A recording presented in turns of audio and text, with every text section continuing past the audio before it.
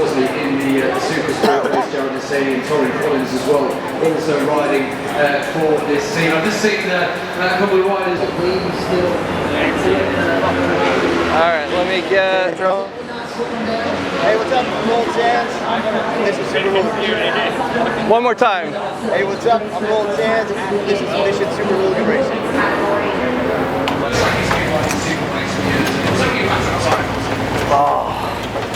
Oh yeah. Oh yeah. Much quieter. Much quieter. Alright. Let me get you framed up here.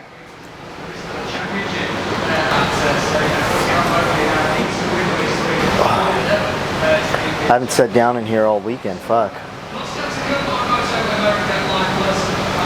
Yeah, because everybody wants to talk to you, right? Today's been pretty busy. Alright, that looks good. Alright. Alright, who are you? Hey, my name's Roland Sands, and yeah, I help run Super Hooligan National Championship Series out here at Moto-America and run a race team. Riders Bobby Fong and Hawk Mazada on Indians. Alright, take me back. When were you a national road racing champion? I was a national road racing champion in 1998. On 250s? 250 Grand Prix bikes, yeah. And was your dad in motorsports? My dad's always kind of been in motorcycles. My dad's always been in motorcycles, but he started out as a chopper guy, building Springer front ends out of Long Beach, California, and started a company called Performance Machine.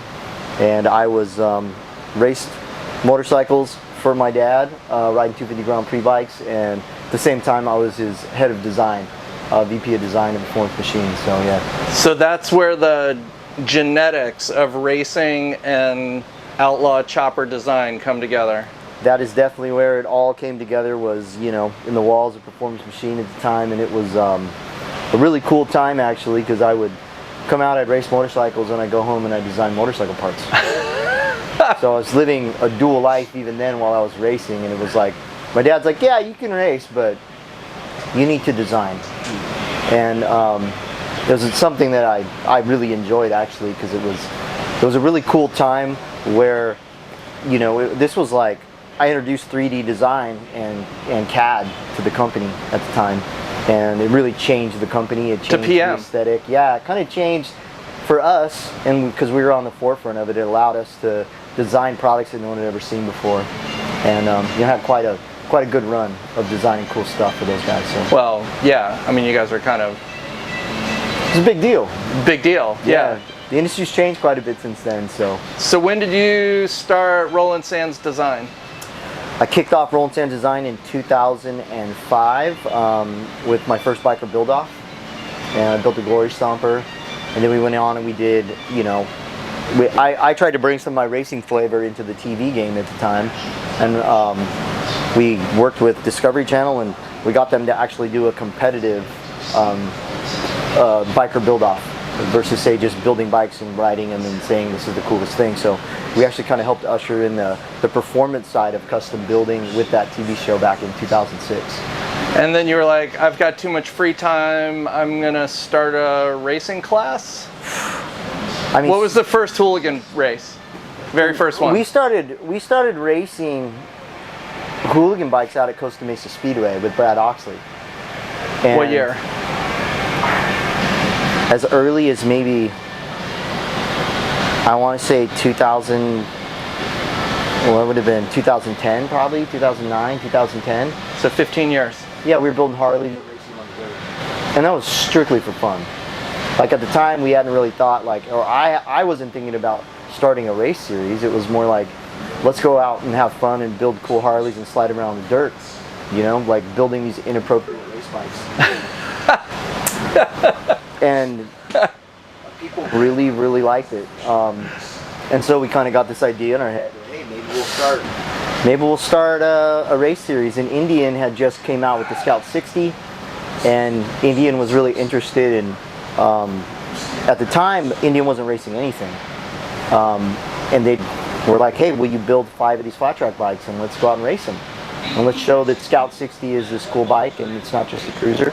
So we had this really cool opportunity with Indian to do that, and we launched Super Hooligan at the Super Prestigio in Las Vegas.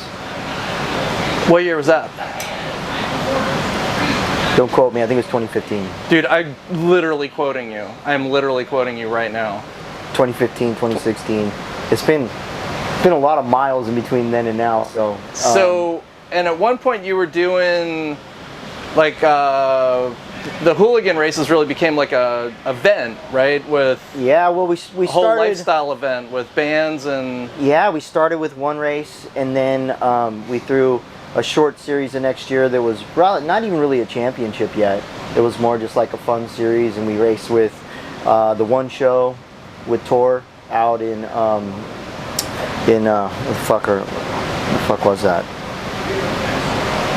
I'm trying to remember where the first one show race was. We raced Mama Tried. We raced the Hand-Built show in Austin, and we raced these different races where we just kind of said, hey, we want to come and throw a class within your race, you know, and we started doing that. We started throwing races, and it was almost like we threw races where a party broke out. No, we threw parties where racing broke out, and that was kind of the theme, you know, was like come and race motorcycles, have a super good time, and it was always in the mix of a party. And so were those still pavement, or was it still a mix of pavement and dirt? It was predominantly dirt then. We were racing predominantly dirt tracks, and then we started throwing in some asphalt ovals, some asphalt TTs. The Hand-Built show was an asphalt race. Oh, the first one was a dirt race that we put on. We actually like went to downtown Austin and built a dirt track in the middle of downtown Austin right next door to the Hand-Built show. And that kind of kicked it off. Like, oh, come on, that's so cool. Even now talking about it, it sounds cool. I mean, flat track is really cool because you could build a short track just about anywhere, you know? And so that was like this light switch moment for us. It was just like, dude, we can put races anywhere. All right, so like all great punk rock bands except NoFX, eventually you got to go corporate. Yeah. So what was your first Moto-America hooligan race? First Moto-America hooligan race was 4 years ago at Laguna Seca, and that was our first kind of trial. You know, I've been talking to Chuck and Wayne about bringing Super Hooligan out. They raced Bagger the year prior, and then they started the Bagger series, the King of the Baggers, and I was like, this is a great series to go along with Bagger, because Bagger was so successful. And those guys bit, and they were like, yeah, come out and ride with us. And we had a huge grid at Laguna for the first race. Big viewership, you know, like I think we almost got 1 million views on that first race at Laguna. So it was like, this is the thing. This is the thing, you know, people are interested in it. So the next year we threw a series. And so how does that work? So originally when you started doing hooligans, you were basically the producer, and then you would get time at different venues in downtown Austin or whatever, and you'd be like, okay, we're going to put our event in the middle of your structure. Yeah. Is that how it works with Moto-America? It's a little bit different. I mean, we raced with like, you know, we raced with Straight Rhythm. We threw flat track race with Straight Rhythm in 2 years ago? I'm trying to think, but I mean, we've raced with all these like rad series, like Nitro Circus, you know, concerts, the Lost Highway show. We raced Sturgis Buffalo Chip in front of the main stage, you know. We raced all of these like really big venues where we had these huge crowds, like Snoop Dogg played directly after we raced at the Buffalo Chip. So it's like... And is that the same point series as the ones that are here? Well, that series, it's still the same name as Super Hooligan, but then it was all dirt track. Okay, gotcha. So then we made this move over. We're like, well, the same bikes can road race. And ended up the FTR is a better road race bike than a flat track bike. You know, once we started racing FTRs. So yeah, I mean, we just kind of started making the switch, you know. And it happened somewhat gradually, where we had a road race and a dirt track race and a TT and, you know, a half mile. So we kind of did this like, this championship. God, that would have been 2019. God, we've done so much crazy stuff with Super Hooligan, it's almost hard to remember all the things we've done, you know. But this is our 8th year of Super Hooligan. Next year will be our 9th year of Super Hooligan, and now we're with Moto-America, and we're just kind of locked in. This series has grown, and it's become something that, you know, the series needed. It needed an accessible alternative racing. Yeah, I mean the grids are huge. The grids are huge. The racing's tight. The racing's tight. We have 9 manufacturers. Indian, Harley Davidson, Ducati, Triumph, Yamaha, KTM, Energica. Am I missing any? BMW. BMW. Yamaha. I think I said Yamaha. 8 or 9 manufacturers. Right. You know, we had KTM try out a bike with Chris Fillmore in Mid-Ohio, and he did well on it. And then we had Ducati come out this weekend and try the V2. So we're kind of in this zone where we're like, we want to create a series where the manufacturers can come in and do their thing and promote bikes that they sell really well. And yeah, I mean that's the ideal situation. Aprilia. Yeah, that's not Aprilia. Poor Aprilia. I know. We always forget about them because we don't I think go alphabetical. somebody races Suzuki too, I think, so it might be. Oh, that's 10. right. So it's 10. Yeah. So is that the biggest manufacturer participation of any grid out there? I think it is the biggest. I mean, we're not bragging, just manufacturer participation, and that's the strength of the series, you know. And then, not to mention, we have 2 iconic American manufacturers going head to head this entire series, Indian and Harley Davidson, and I mean that's ideal. That's what we wanted to see happen. So before we leave the top, so Moto-America, is it still, I don't know, is it still a Roland Sands intellectual property that's happening at Moto-America events? It is, and I mean Moto-America runs the series essentially. I help guide the rules. I don't make the rules. I'm like more almost a consultant on the platform and how we do it, you know. But well, you're a designer. Yeah. You're not the engineer. You're the designer. I'm the designer. I want to design the series. Yeah. That's a good way to put it. And then we'll let them pour the metal. Yeah. I mean, we let them do the hard work at this point, but Moto-America is such a professional organization, and there's no way that with my small crew, especially because we're racing Super Hooligans and Bagger this weekend, it's like my crew's focused on racing motorcycles, and I'm like almost, I don't want to say I'm halfway focused on the series, but I got 2 riders that we need to take care of and the series as well, so I kind of get bounced around quite a bit at these events, but I enjoy it. So how do you balance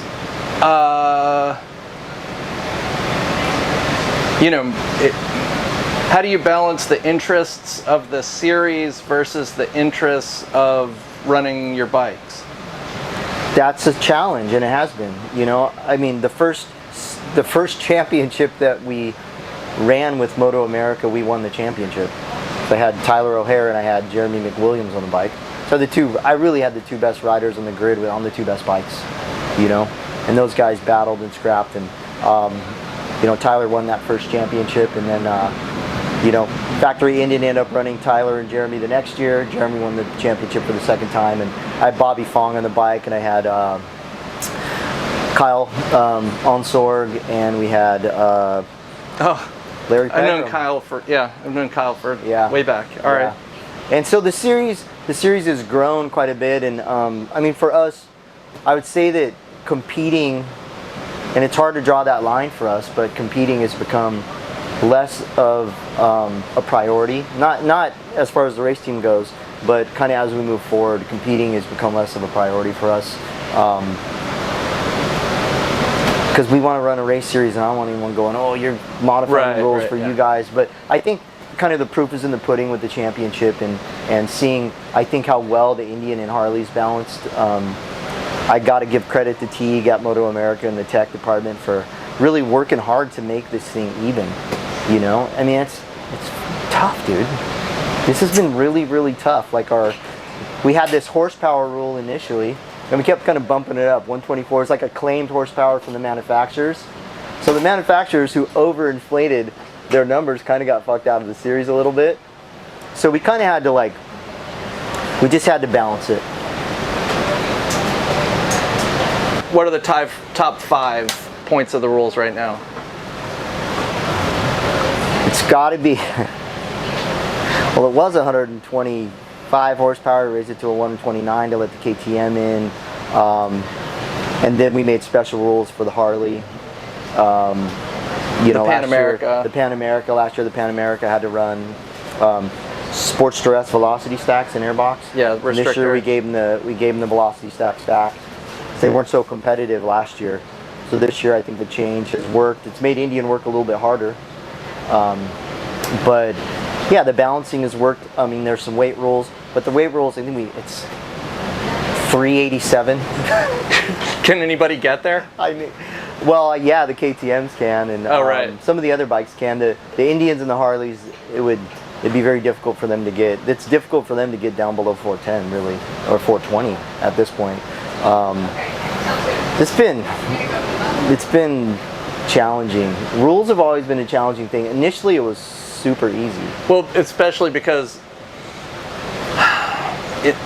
you know, in my mind, the genesis of the class is kind of 1948 retro, run what you brung, but it's, you know, let's race, but also have a good time, and and so then once it gets, but of course, racing's racing, so then once it becomes racing, it's like, well, they have an advantage, you know, and blah blah blah, you know, especially when advertising budgets and all that gets tied into it. And, I mean, I try to keep myself out of that as much as possible and just focus on trying to keep things balanced, and that's kind of my job with Moto-America, is to make sure that we're providing a platform that the manufacturers can come out, put good riders on the bikes, and be competitive.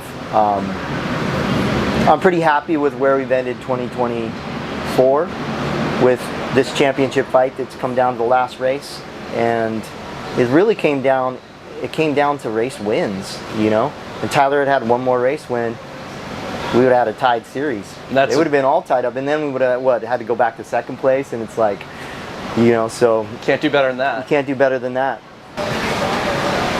That gives Roland a chance to drink his beer. Yeah. Before it goes warm. I gotta drink it before it goes warm. Man, everything here goes warm. I know, it's going warm quicker than normal. So next year, Ducati has recognized your brilliance, your vision, and said, we want to be able to have some bikes in that class too.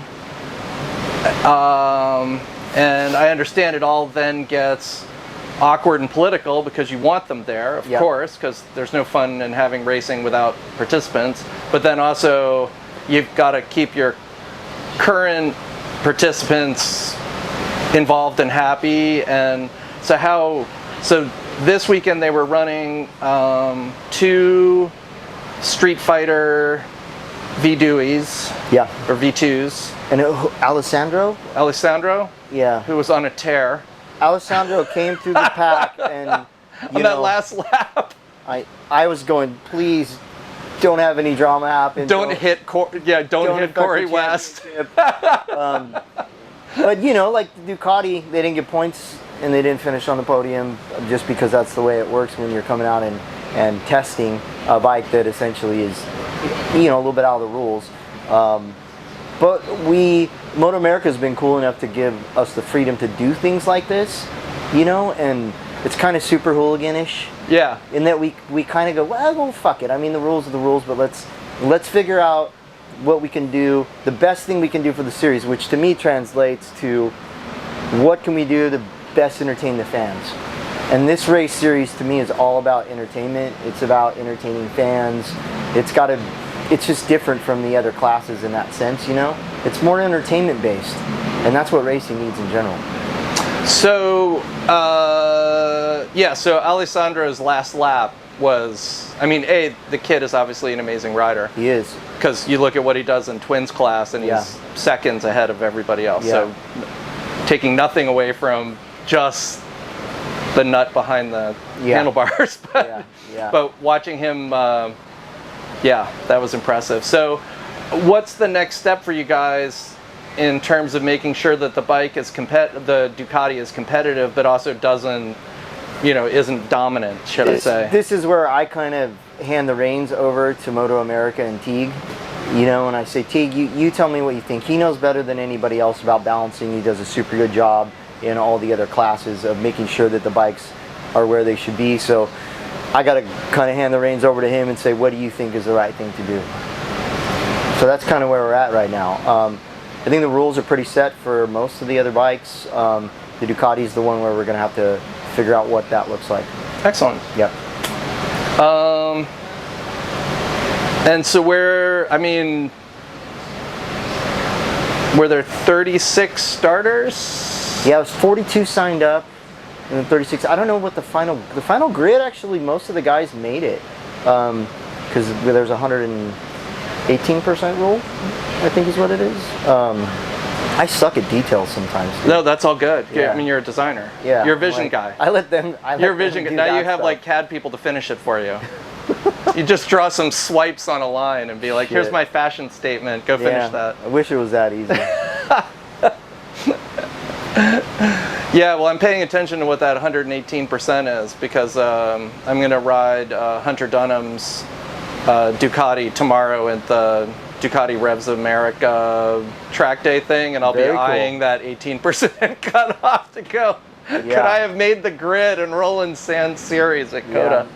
Well, I mean, it's real cool to see the lap times and see the level of the bikes and how competitive they are. They've gotten fast. They've gotten fast. I mean, 15s here, yeah, it's quick. I think the Nate Kern was saying that the pace has dropped 2.5 seconds a year over the last 3 years. Yeah, and it's kind of like, that's kind of what's happened with Bagger too. I'd prefer if they didn't get any faster. I'd prefer, like, at this point to go, okay, this is where we're at. Let's not, I don't want a Bagger series. Now that you've revolutionized motorcycle racing, accessory part design, racing teams, won a national championship, what's left on your bucket list? Probably Super Hooligan and MotoGP. You know, that'd be probably what I'd love to see happen, Dorna. So not like baby steps. You're not going to be like, we'll do it first with super bikes. We're going straight to. Well, we're doing it with super bikes right now. So I mean, hey, if World Superbike wanted to throw a Super Hooligan race, it'd be cool. I think there's a really big audience for this outside of the United States at this point, and if we're able to take it to the world stage at an event that makes sense for those guys, that would be really fun to do. Yeah, that'd be really fun to do, and have an international crowd paying attention to the series and guys building bikes. I mean, the one thing that this series has done is it's created a new genre of bike, the Super Hooligan. You know, it's not a monster. It's not a, what's a fucking, what they used to call those things? With the mass and shit on the front.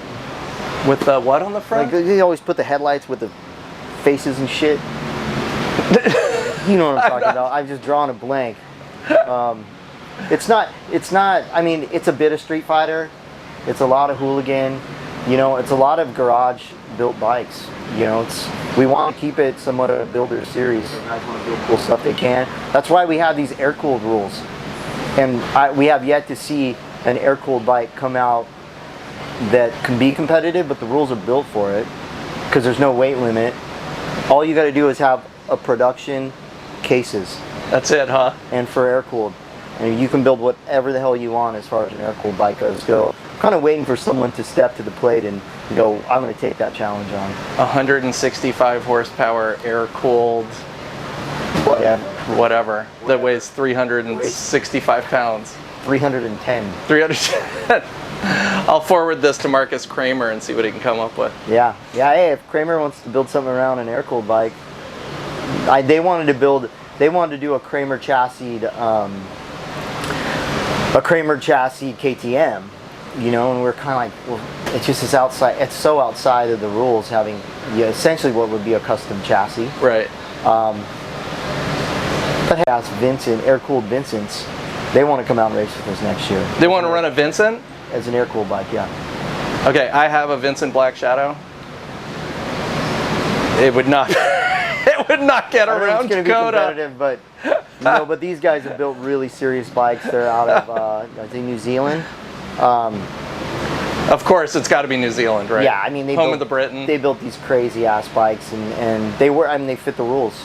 So outside of the starter situation, we got to figure out. But I've had an interest from Arch, you know, about something that they've been cooking. Wait, from who? Arch. Who's Arch? Arch Motorcycles, Keanu's company. Who are they? You know who Arch is? No. Yeah, Arch. They build those. I feel so out of the loop. They build those crazy V-twin street bikes, super limited edition stuff, like all crazy billet, like $100,000 customs. Oh, okay. It's a custom, but it's a high performance custom. Gotcha. So they have a concept that they've talked about potentially bringing out racing. So who knows, man? Like anything goes. This series, that's why in 2025, I just want people to just go, whoa. Didn't think that'd be racing. Right. Well, You know? and even just looking back 5 years, looking back 10 years, Yeah. you wouldn't have thought you'd be racing at Coda, you know, like It's a long way from a parking lot. yeah, I mean, you know how life is. Like, you put things in place to accomplish things you want to accomplish. You dream about it, you think about it. It's the things that you, at night, think about when you're, you know, in bed, dreaming about what could be. And if you can put those things in place, I mean, that's creation, man. That's cool stuff. I really and honor have an that. obsessive personality, and you never rest and work really hard. Then they come to fruition. Yeah, well, sometimes it takes luck too, man. I mean, sometimes you just got to get lucky and be in the right place at the right time and know the right people. And so you got to talk the talk, even when you're like, yeah, this is gonna work, and then in the back of your mind you're like, fuck, dude, I don't know if this is gonna work or not. Let's just try it out and see what happens. And that's the story of my life. Well, you know, my cultural background is punk rock and rap motorcycles, and Yeah. it's really fun to see that breath of fresh air and the coming in. No, you guys can come in. We're just doing an interview. What's up, baby? We got babies. This guy's pretty cool. We're gonna wrap it up right now. Yeah. Yeah, we'll just wrap it up. Yeah. I'll just Give me this, like, 45 seconds. Okay. Yeah, we'll wrap it up. We'll get through sex in a second. Well, you should put on the headband because the headband's rad. Yeah, headbands kick ass. Yeah. That would have been pretty fresh. Yeah, just a headband drift through. All right. Well, thank you so much for taking the time to talk to me today. Yeah. Anything else you want to share with the world? You know, just thank you guys for supporting the sport as much as you can and as much as you have over the years, and you know, taking the Super Hooligan thing seriously. I mean, to us. So just pumped. 2025. Let's do it. All right. Thank you so much. Thank you.